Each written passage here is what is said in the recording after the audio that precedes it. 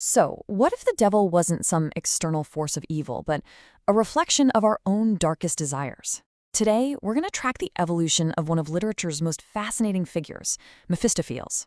You see, his transformation from this, simple, malevolent villain into a really complex psychological symbol, well, it tells us a lot about a huge shift in how we understand the very nature of evil itself. All right, let's get into it. And really, this is the big question we're tackling here. Is evil something that gets us from the outside, like a sinister tempter whispering in our ear? Or is it something that's already living inside us, an echo of our own ambitions and conflicts?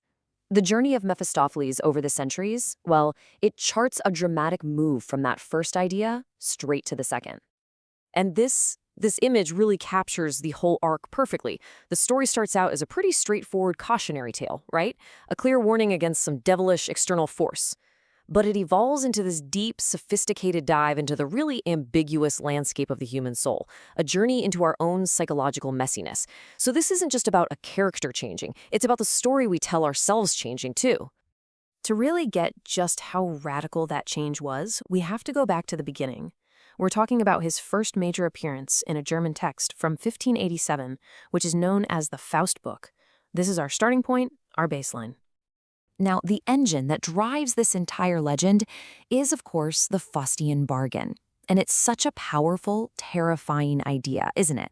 A deal where a person gets absolutely everything they could ever want in this life: knowledge, power, pleasure.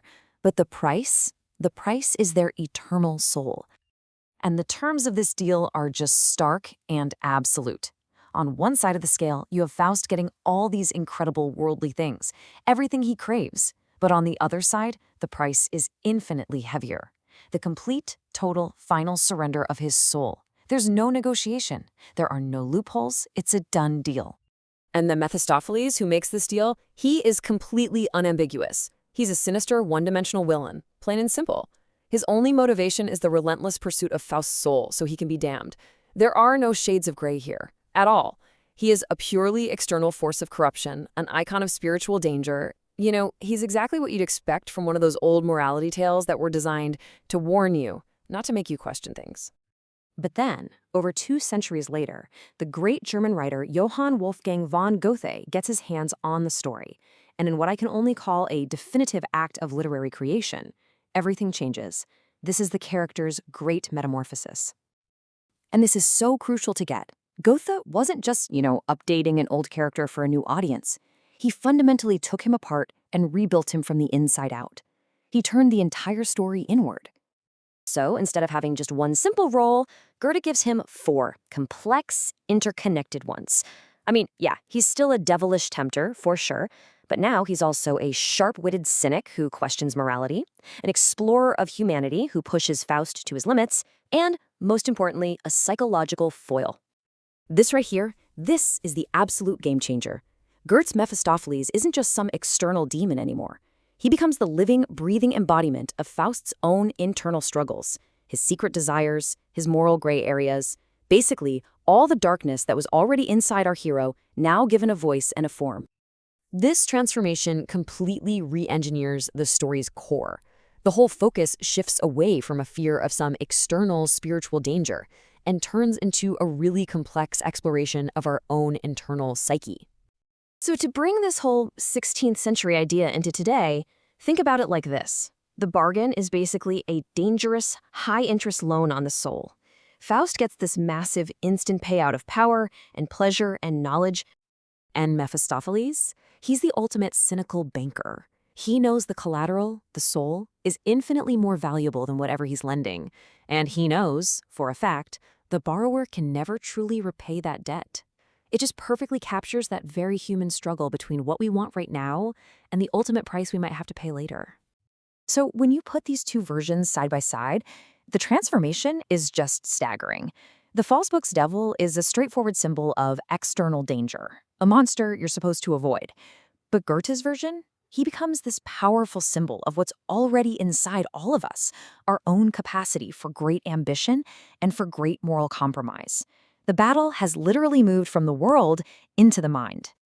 Now, by making that critical shift, Goethe didn't just create a great literary character. No way.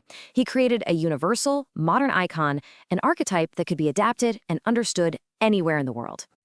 And the proof of this new universal power is just everywhere. You see how this internal struggle resonates across totally different cultures. You've got echoes in Polish folklore with the scholar Pan Twardowski. It's directly adapted in American comics with Marvel's demonic dealmaker, Mephisto. And it's completely reinterpreted in Japanese manga like Blue Exorcist, where Mephistopheles is this eccentric, morally ambiguous trickster. So here's the crucial point. By turning that battle inward, Goethe created what you might call a universal grammar of temptation. The story was no longer about a specific religious fear. It was about a universal human struggle, and that is why it can connect with people in any culture, in any medium, anywhere in the world. So that's the incredible journey of this character. He starts out as this one-dimensional bogeyman, a stock villain designed to scare people into being good. But through this literary metamorphosis, he became something so much more profound, so much more enduring. He became a mirror. And in the end, his most terrifying power isn't supernatural at all. It's his ability to reflect us back at ourselves. He lasts, he endures, because in him, we get to glimpse our own ambitions, our own temptations, and our own inner battles, all played out on this grand, dramatic stage. And that brings us right back to where we started. Only now, the question is a personal one. When you look into that mirror, what parts of yourself do you see looking back? What does your mirror show?